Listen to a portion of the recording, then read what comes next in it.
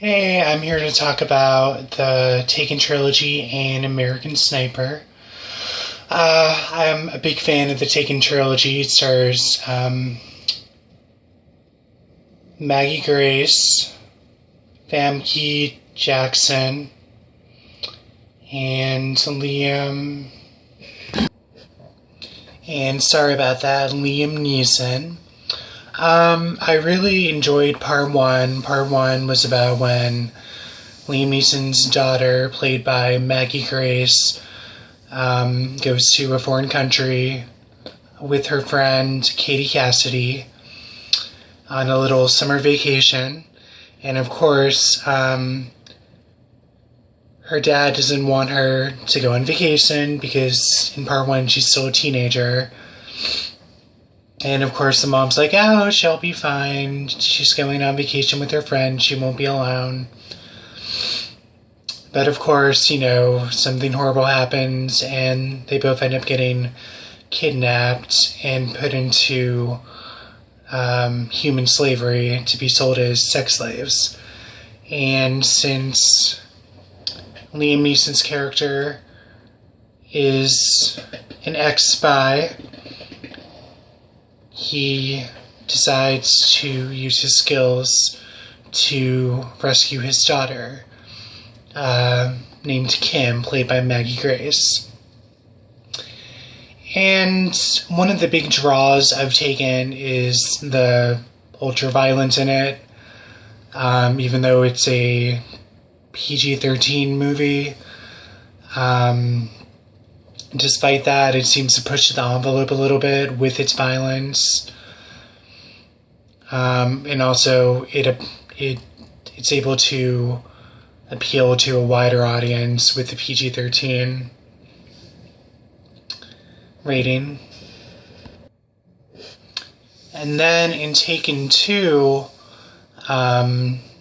we have Brian and his family are on vacation in Istanbul, and relatives of the people he killed in order to rescue his daughter in part one vow revenge and take Brian's wife. So, a little different. Logically, it makes sense that relatives would want revenge. And also, you still have the same cast, Famke Jackson as Brian's ex-wife, Lenore, and his young daughter, Maggie Grace.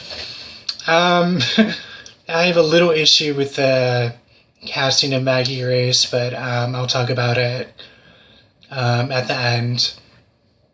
Taken 2 is still action-packed. I think it's still pretty good. Excuse me. It's a bit shorter than part one. The TV cut I watched of part 2, the HBO cut I watched of part 2 was only about 86 minutes. I do have the DVDs of part 1 and part 2, and they're supposedly supposed to be extended with, different scenes that weren't in the theatrical cut or the TV cut, whatever. I haven't watched the DVDs yet to compare them.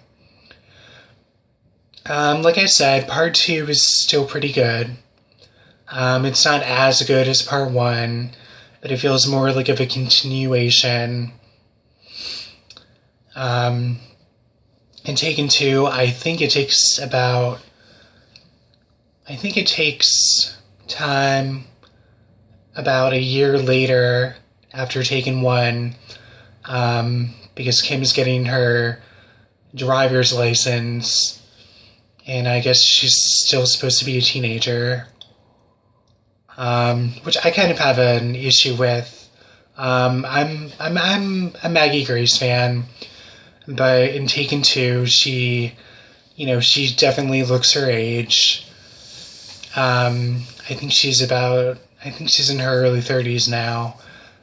And I don't know, it just seemed kind of ridiculous in Taken 2 that she's just getting her driver's license. You're thinking how much time has passed between part 1 and part 2. But, whatever. It's a movie, suspension of disbelief. And finally, I recently saw Taken Part 3. And Taken 3 is completely different than Part 1 and Part 2. You think, okay, it's going to be the same plot.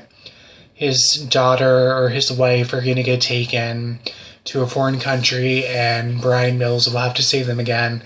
Not exactly. If you've watched the TV spots or the trailer, then you know that, spoiler alert, that Brian's wife is murdered and he has been framed to go down for her murder.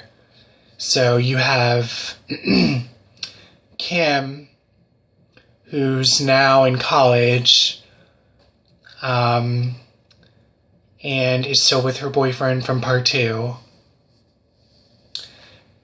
And what I like about the Taken movies is that Liam Neeson's character still has a good relationship with his ex-wife, played by Famke Jackson, and they just have good chemistry. And even though they're separated, he still loves his ex-wife and he still loves his daughter. Just good chemistry with the casting. Makes it believable. So you have a little bit of a different plot line. You still have the good action sequences. You still have the kind of over-the-top scenes that you've grown to love from Part 1 and Part 2. But you have the loss of Famke Jackson, which kind of sucks. Because you grew to kind of like her through Parts 1 and Part 2. Despite her differences with Brian's character. And lastly, I went and saw American Sniper, which is about a sniper named Chris Kyle, who I think went through 3 or 4 tours in Iraq. And it just showed psychologically what he went through the training, through his job as a sniper, the close calls he endured, and especially what I liked about the movie was his issues coming back home, having trouble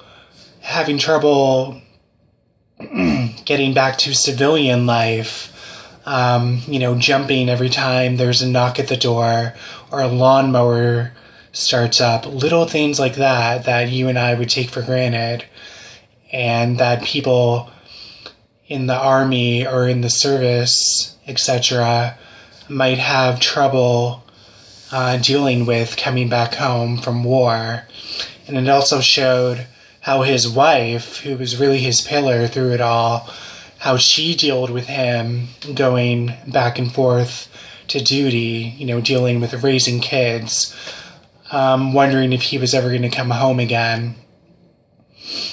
The movie was directed by Clint Eastwood, who I'm a fan of. I'm a fan of Clint Eastwood's older movies, like Play Misty for Me, or his Western movies, or the movies he directed, like Changeling, or the movie Gran Torino, which I thought was really good. So, still really impressive that, someone in their 80s can direct such a good movie, and that's not a knock against old people. It's more of a compliment for me. Like one of my friends on Facebook said, the movie is intense, but it's not horrific to a point. I remember after I watched it, I remember just thinking about it all night. Not in a horrific or disgusted way, but more like in a thoughtful way. Just thinking about what people go through going to war and back and the sacrifices they give. So that's it for now. I'm not sure what I'm going to review next. And like I said, if you're a fan of the Taken series, do yourself a favor and see Part 3. And if you're iffy about seeing American Sniper, do yourself a favor and go see it. It's worth it. Thanks. That's it. Bye.